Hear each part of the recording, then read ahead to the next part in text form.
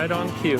I don't know. I just don't know what to do anymore. And like, But you also have your stall now. If you could put pressure on him out here and get him to go in the stall and shut the stall door, then that's going to be a lot easier to catch him in there. He's not a horse that's going to kick you in the situation.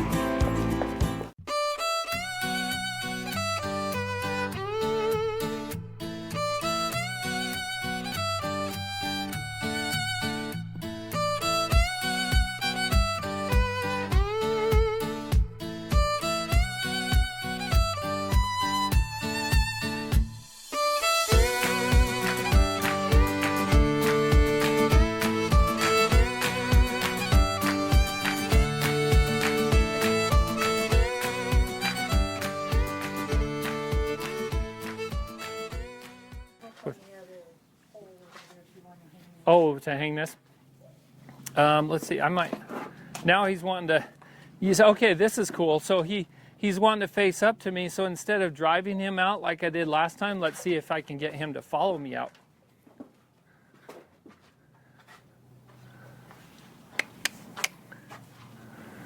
He's like, I don't want to go out there. I have to work out there, right? I'll try it a little bit more, and if he won't follow me out, then I'll just drive him out.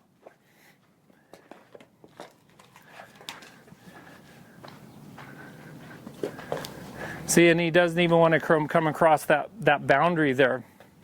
There he goes. Good boy.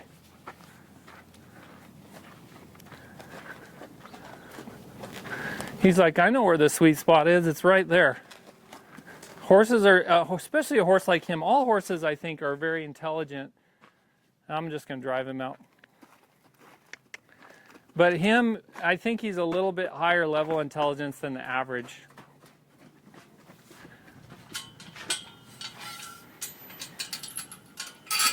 So now he can't come in here. but there is no clue as to what got him to do that.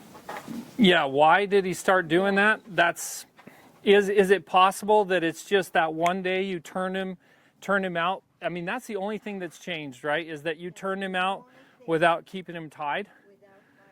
So it's possible he's so intelligent that he's like, oh, you mean I can just go straight back to my paddock without having to stand here tied? Now that's an option for him, and now it just kind of something switched in his mind, and he's like, oh, well, now I don't want to be caught because, I don't know, you never know. If that's the only thing that happened different, then maybe that's why.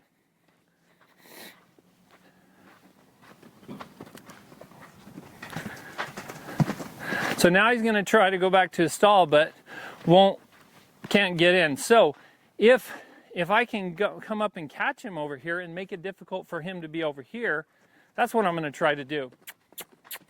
I'm not even going to try to catch him over here. I'm going to make it difficult to be over here. And I only go to catch him down there close to the stall.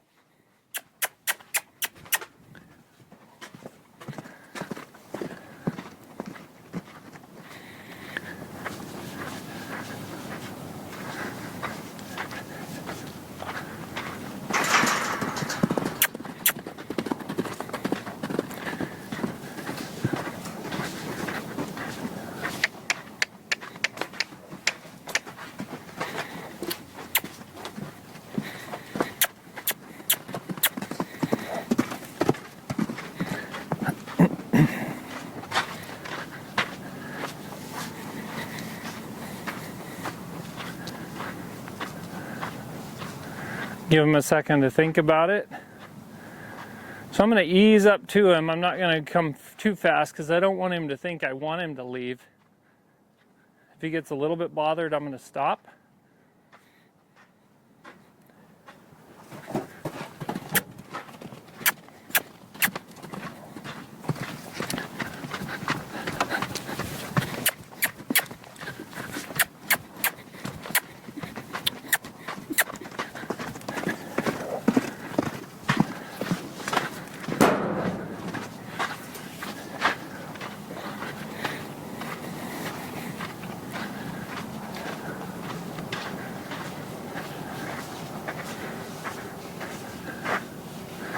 I'm going to give him a chance to rest right there and think about it.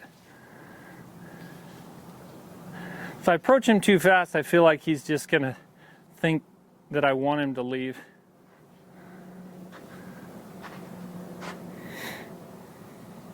I have a feeling the only way I'm going to get him is to run him in the stall.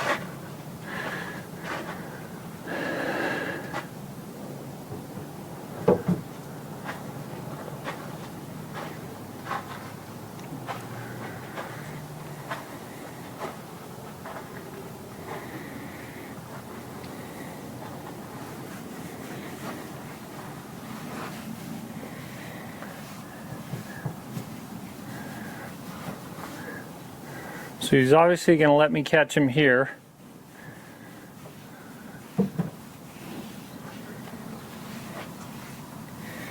So let's go back through the same scenario, but now outside the stall. So this is going to be his happy place here, where he gets a nice rest.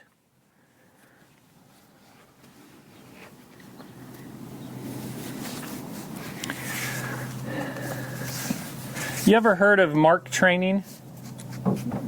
It's a Josh and John Lyons thing. I don't know. I haven't heard it outside of them much, but mark training is you release on the mark, meaning you release your pressure when they get to the mark, when they find the mark, and like early on the mark was in there.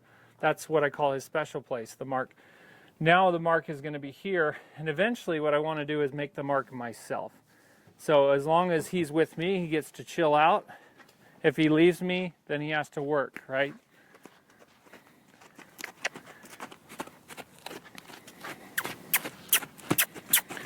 So I'm just going to do this once with a halter and lead rope. And after this, I'm just going to do it at liberty and see if I can get him to really want to be with me.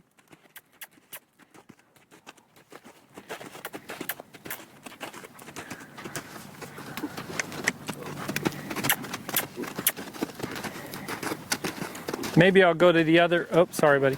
Go to the other end of the paddock. Do some sweet side passing here.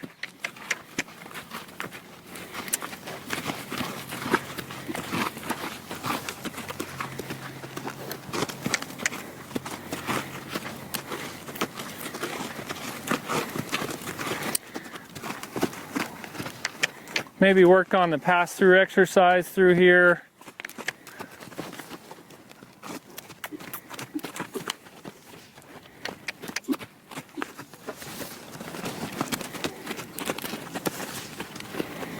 Do some more lunging. So definitely this side of the arena, I'm gonna make it uncomfortable for him to be over here.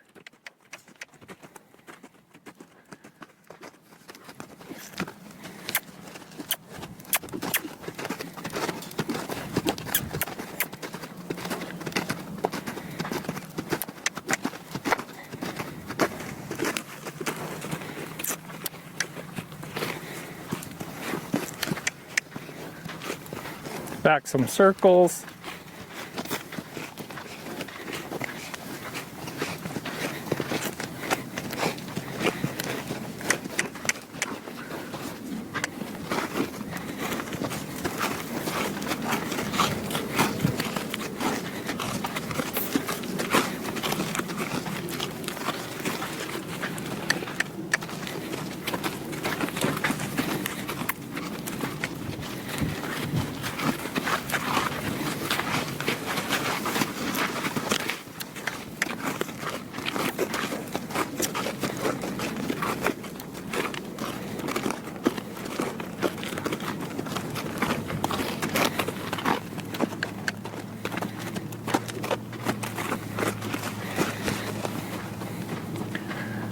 Okay, now I'll lead him back to the mark.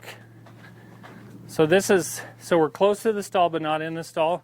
This is going to be his happy place here, where he gets to rest.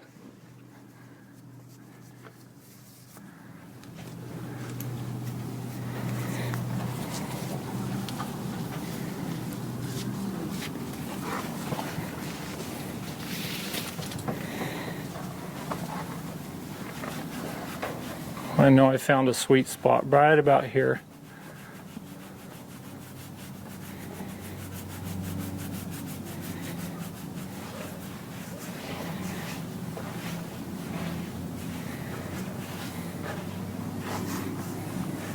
Horses love to hang out with each other and just groom each other, you know. I started, you know, I always see these, when I was growing up and see these girls scratching on their horses all the time, and I just thought that was silly. But now it's like, man, there's a huge benefit to that. Make them feel good, scratch their itch. And they start to really like being around you if you'll scratch their itch. So it's kind of like giving them a treat, but better, I think. Oh, buddy. Oh, look at that. Oh, it feels so good. They start moving that upper lip. He likes the other side done over the withers. Oh, yeah. Wither area. He likes that side a lot. Oh, yeah. Oh, is that the spot? Is that it? I really like him. I really do too, but I've actually thought of trading him in. Well, if you ever think of trading him in, think of us, okay? Because I like him. He's a smooth trotter, smooth loper, easy keeper. You know, this is the kind of horse we love on the ranch.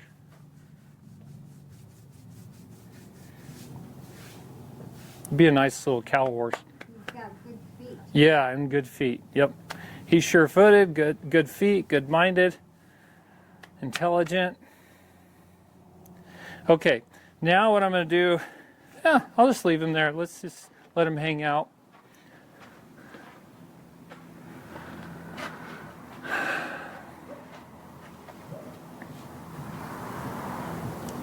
It's like, why is everybody looking at me? He's watching.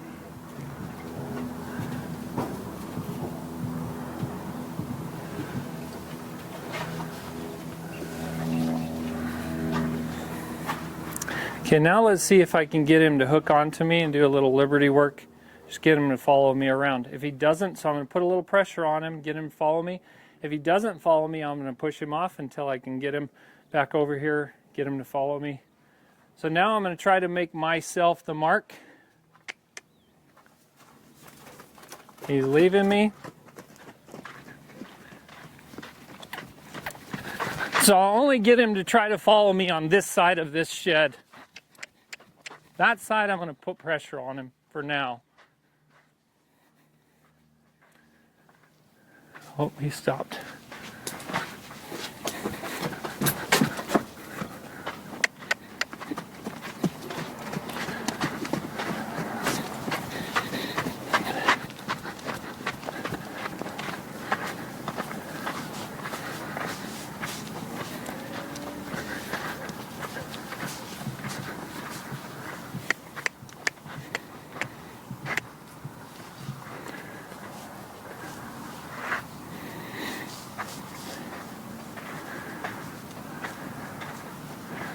These curtains are an interesting obstacle here.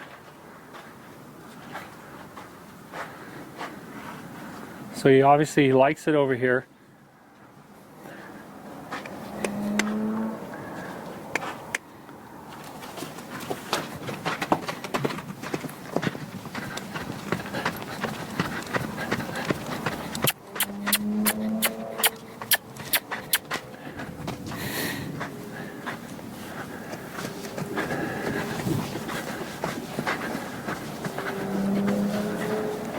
There, he looked me up. Take my pressure off. Now I'm going to slowly start to approach him, maybe towards his hip. See if I can get him to disengage those hindquarters and face up to me.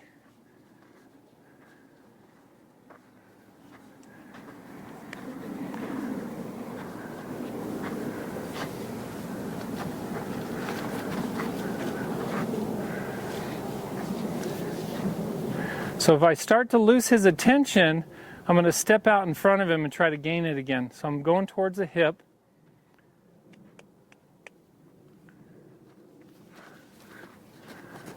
There, I got his attention again. Good boy. Now he's facing up to me, so I might be able to approach him here. Nope.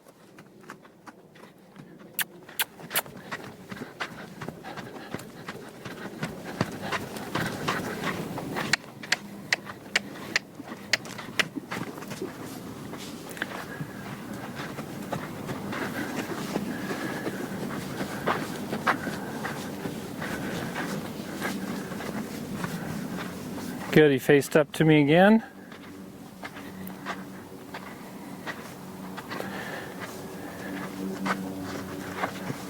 Get his attention.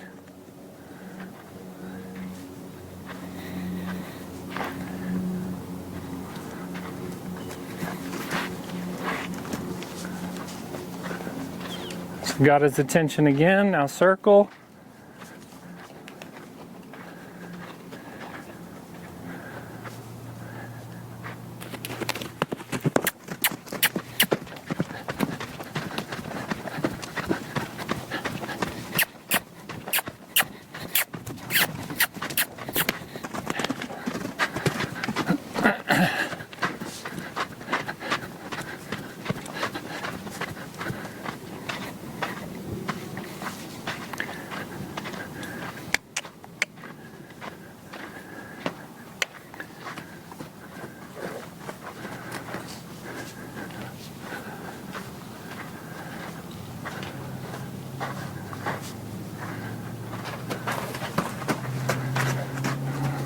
That was better.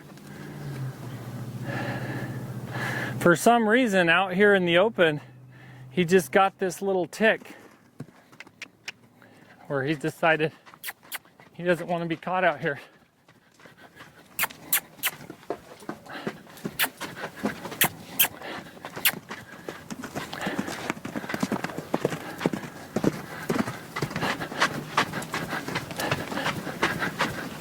That was better.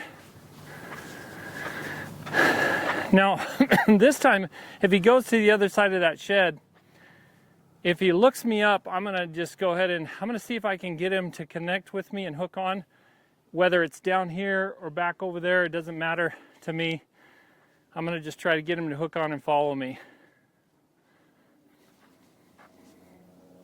So right there, he kind of threw his nose up, I stopped.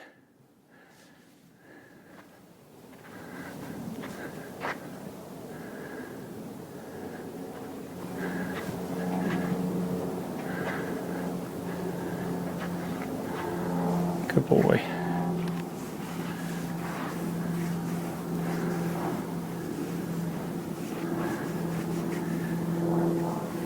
There's something that really helps someone connect with their horse if the horse feels bothered and you notice it and you stop doing what you're doing to show them that you noticed it. This is a whole Warwick Schiller stuff.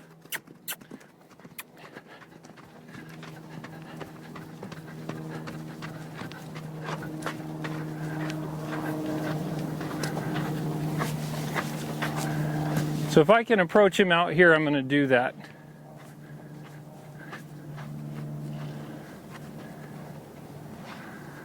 He's leaving me, so I'm going to push him on.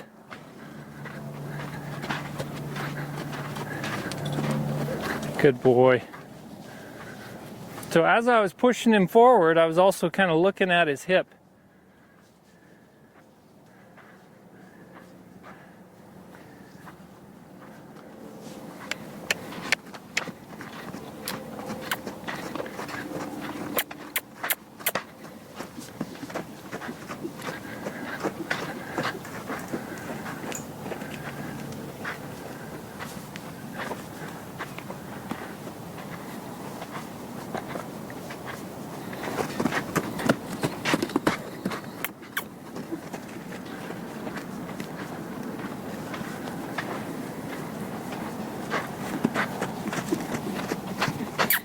If I lose his attention fully, then I'll push him along.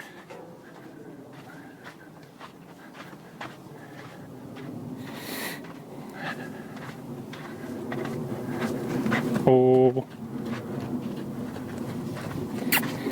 There, I lost his attention fully, so I push him along. attention back to me. This is so unusual. Yeah. Yeah, really.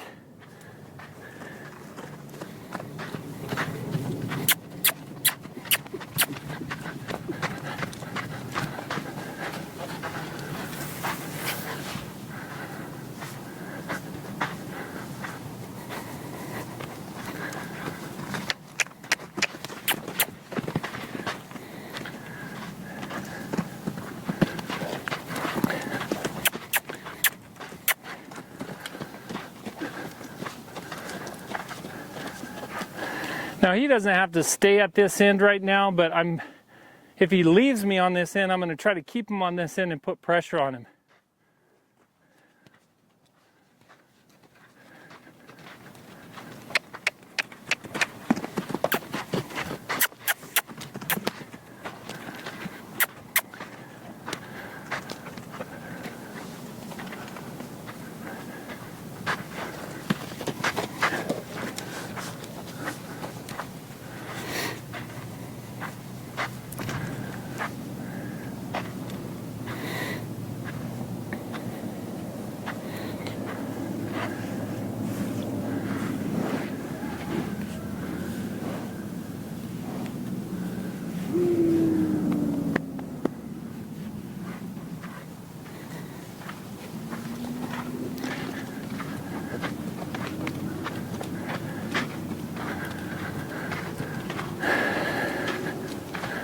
So I'm trying to get him to snap out of that habit of being approached out here and taking off, right?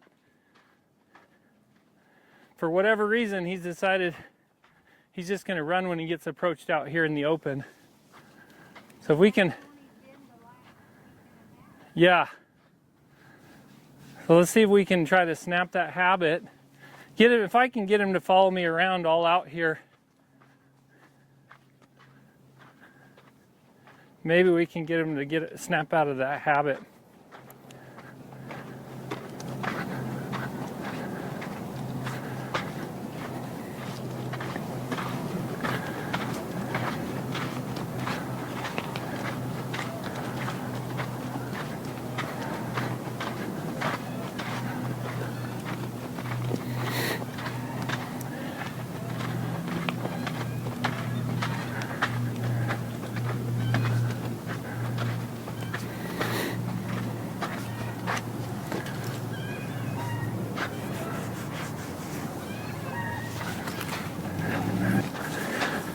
You notice even though I could catch him out here now, I'm not catching him. I'm just approaching him, rubbing on him, then walking away and seeing if he'll follow me. So I want to try to get this done at Liberty where he's really committed to just sticking with me without being connected by a lead rope and halter.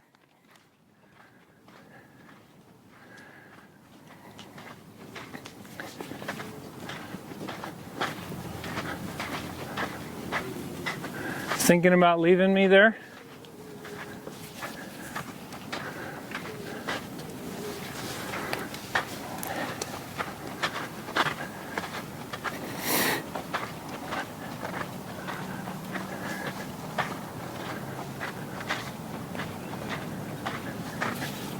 Now I'd prefer that he was a little closer to me right now, but he's coming my way, so that's good enough for now.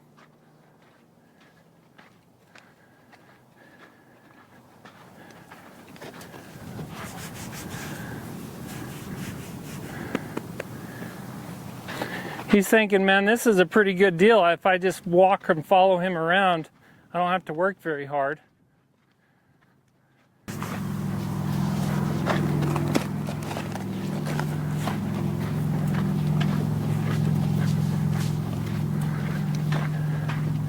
Vicki, do you ever do any Liberty work in the round pen where you're actually getting him to face up and follow you around? He will face up, and it takes a lot to get him to follow me around, but he will. That's, even though you're going to be making more circles there in the round pen, you want to work on round pinning him at Liberty and get him to do this. So if he leaves you, just push him around and then step out in front of him, get his attention, see if he'll come towards you. if you do that in the round pen, I think he's going to be better out here too, just like what I'm doing right now. But this is a bigger space, so it's harder to do liberty work in this bigger space, right?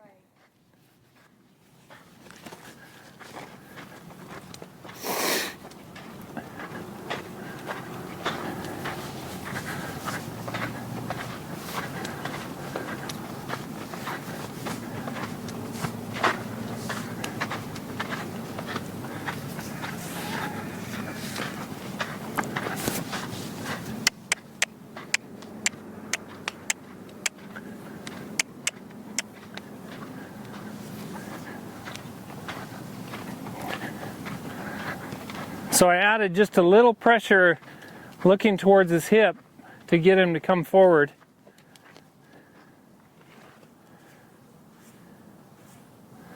Okay, now I'm going to actively push him away from me. I'm going to push him for a little while, and then I'm going to ask him to follow me around again. See, if I'm pushing him, then I'm very clear in my communication. I don't want him to come in yet, right? So I'm basically building up back pressure for him to want to come in.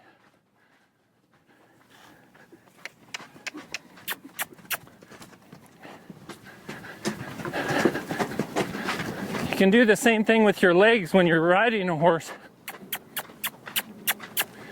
You can build that back pressure to get them to want to slow down and stop.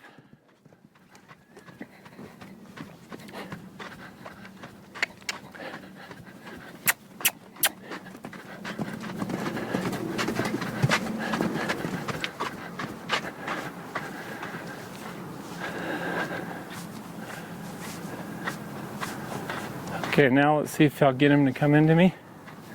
So I'm going to walk towards his hip, try to get him to come towards me. When he does, I'm walking away, circling away.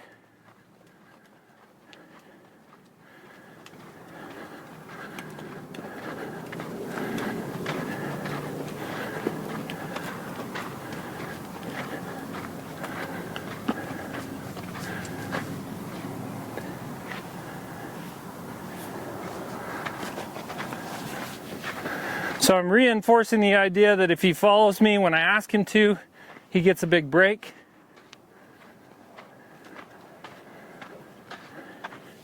And eventually you can get a horse to follow you at a trot and a lope because they want to stick with you because they know that's the best place to be.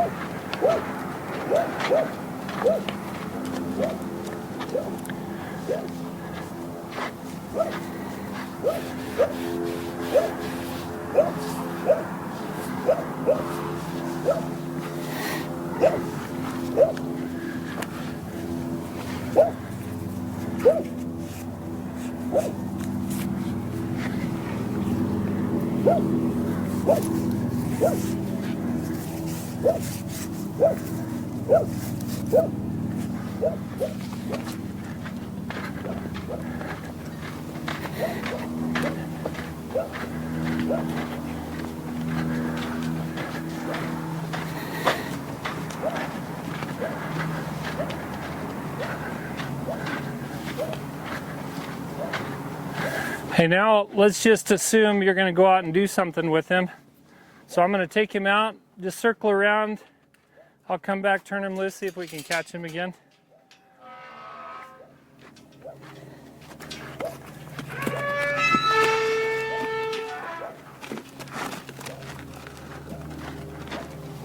Maybe work on his leading skills here.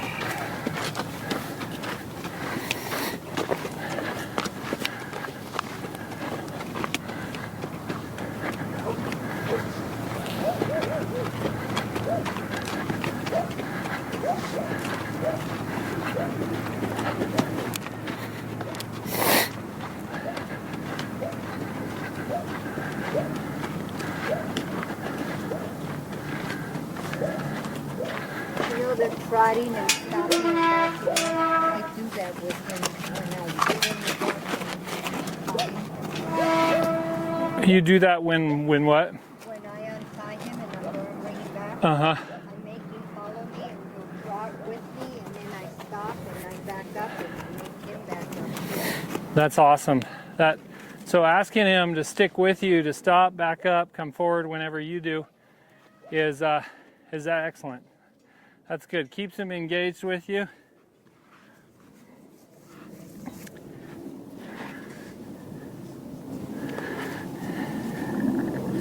Okay, so I'm turning him loose here, but now because I'm still here, I'm just gonna walk around and see if he'll follow me.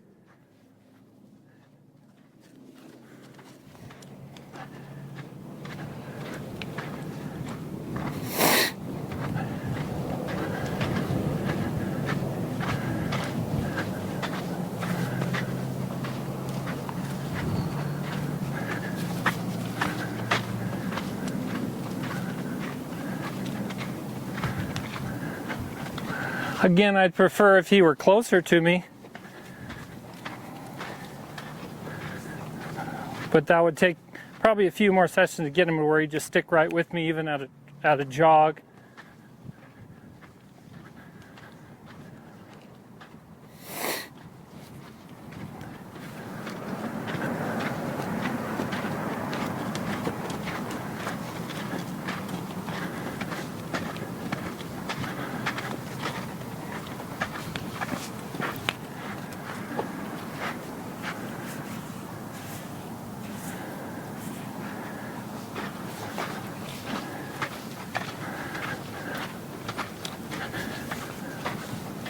Horses will sometimes come up with a quirky behavior that you just can't figure out where it started, why it started.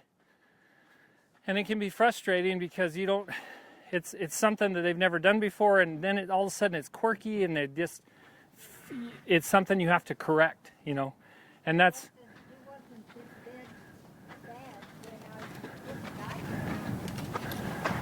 yeah. So that's an interesting. So he wasn't this bad. He wasn't as bad as he was to catch early on. Like when you first got him and he was like emaciated and you thought maybe abused and stuff. Like he was not in the. With his tongue cut in half. Yeah, his tongue was cut. He was thin, sores. So he was abused. Yeah, so he went through a real tough situation. So even at that point, he was easier to catch than what you were finding out here, right? There's a phenomenon that happens with horses, and it can show itself in different ways. It can show itself in horses getting really reactive to something or to things in general. It can happen with horses not wanting to do something, like get in a trailer when before they did and they never had an accident. But isn't there something that would trigger that reaction? I'm not sure, but what I know is that it happens, and what I call it is the awakening. And maybe one of these days I'll change what I call it, but I call it the awakening. Usually it's when I get a horse in for training. Let's say I have a colt that I'm starting. I've got 3 right now that I'm working with.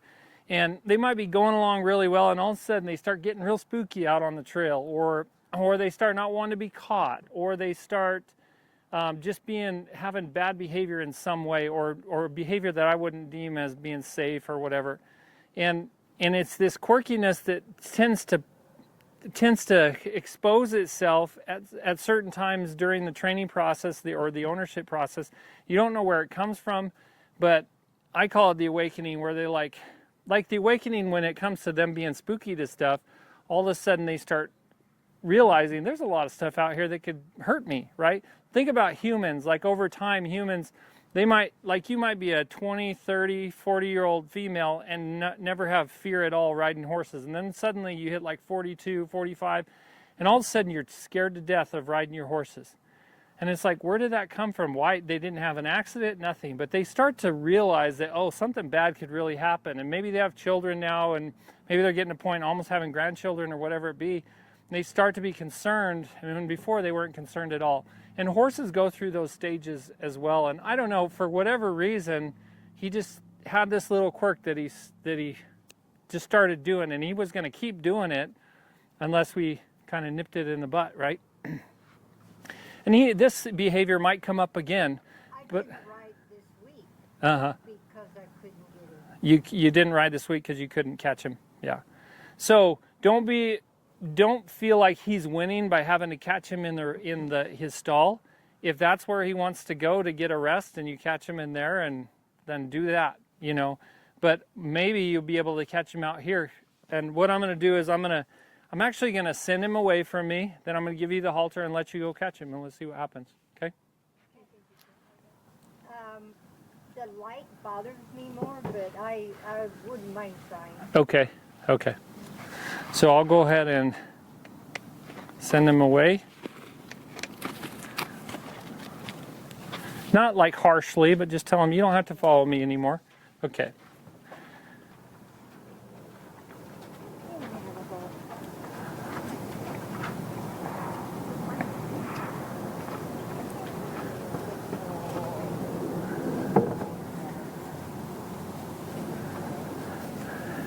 Now, instead of catching him, see if you can circle away from him and get him to follow you.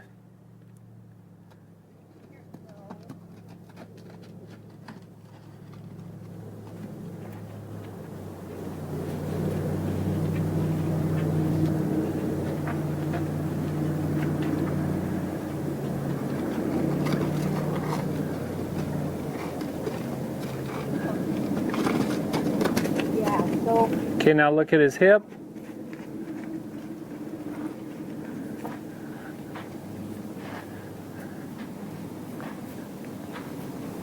gonna go down.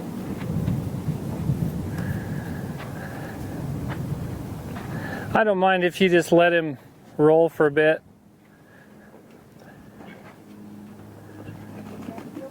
Now see if you could just walk up to him and pet him.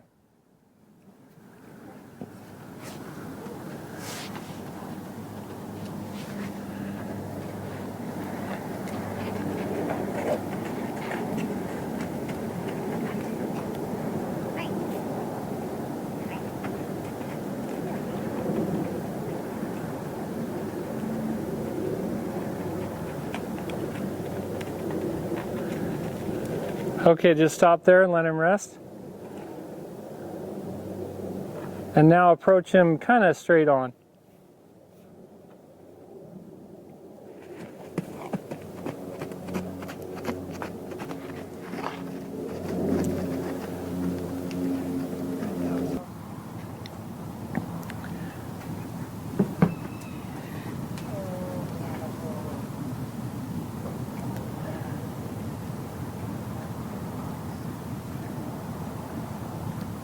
Good. Now go ahead and just put your halter on.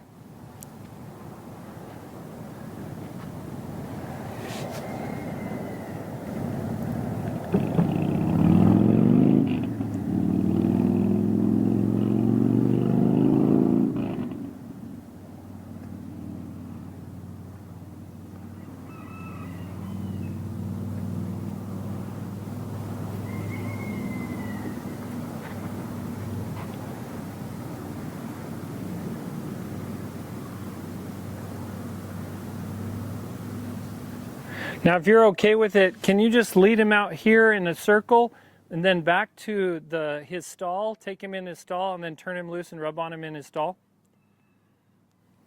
So just circle him around, just lead him around, just right in here, not very far.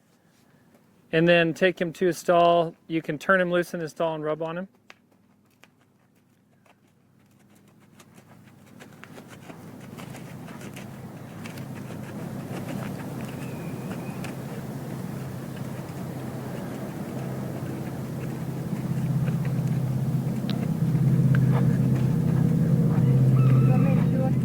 No, once is fine.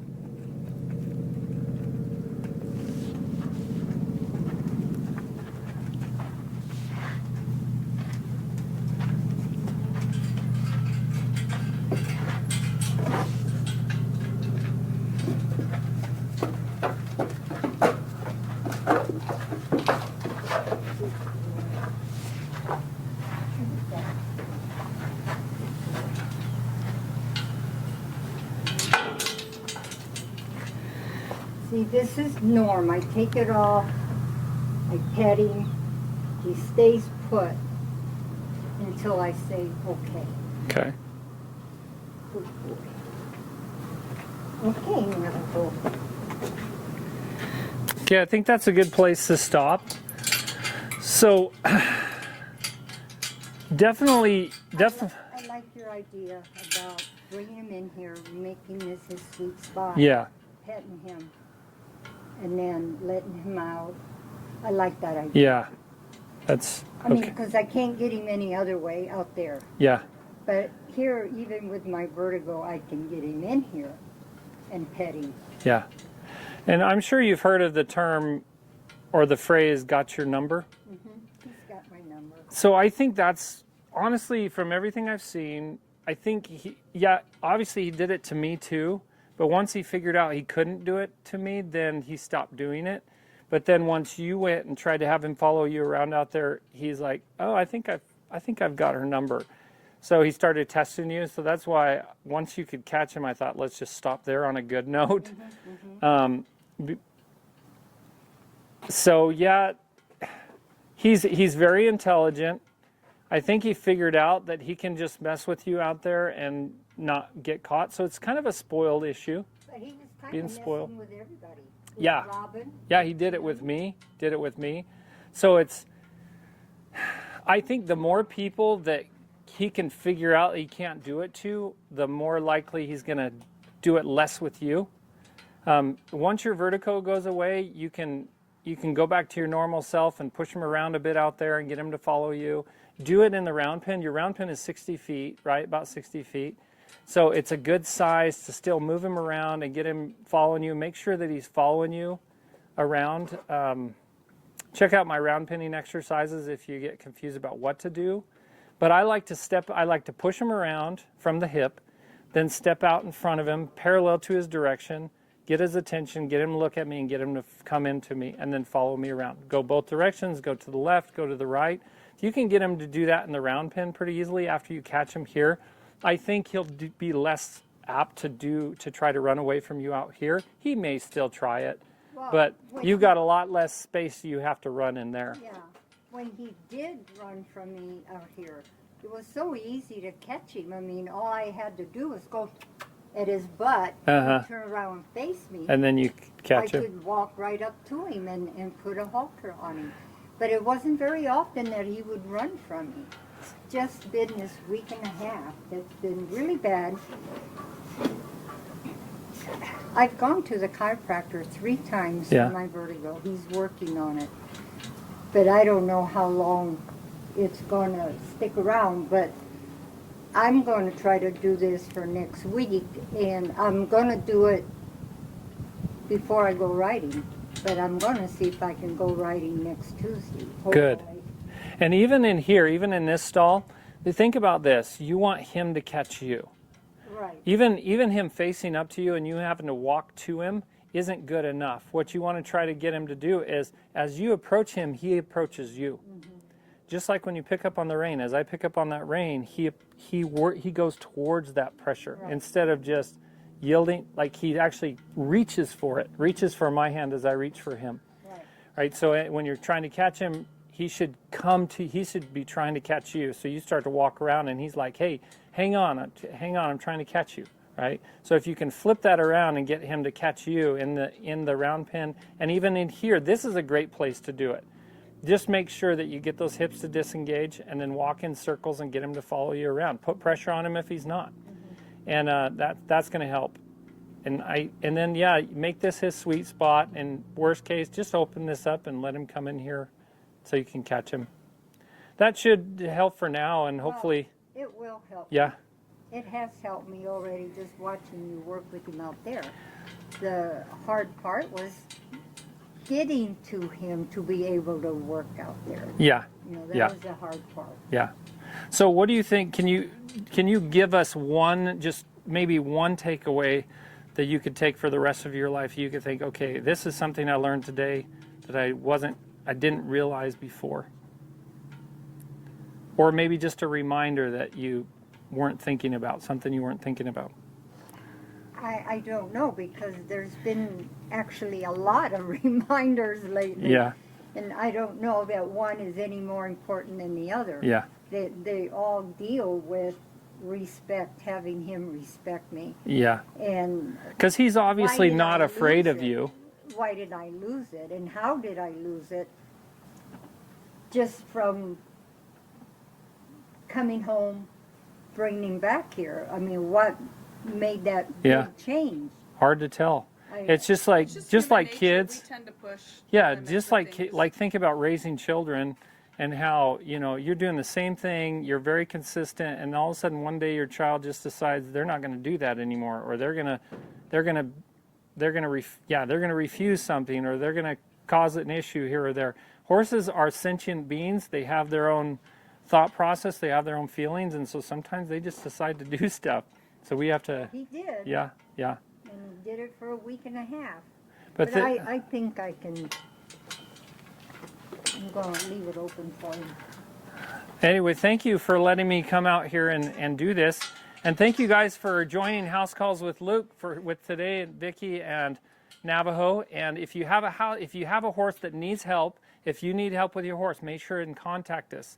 And we look forward to doing more house calls with you in the future. Are you the next house call? We'll see you soon.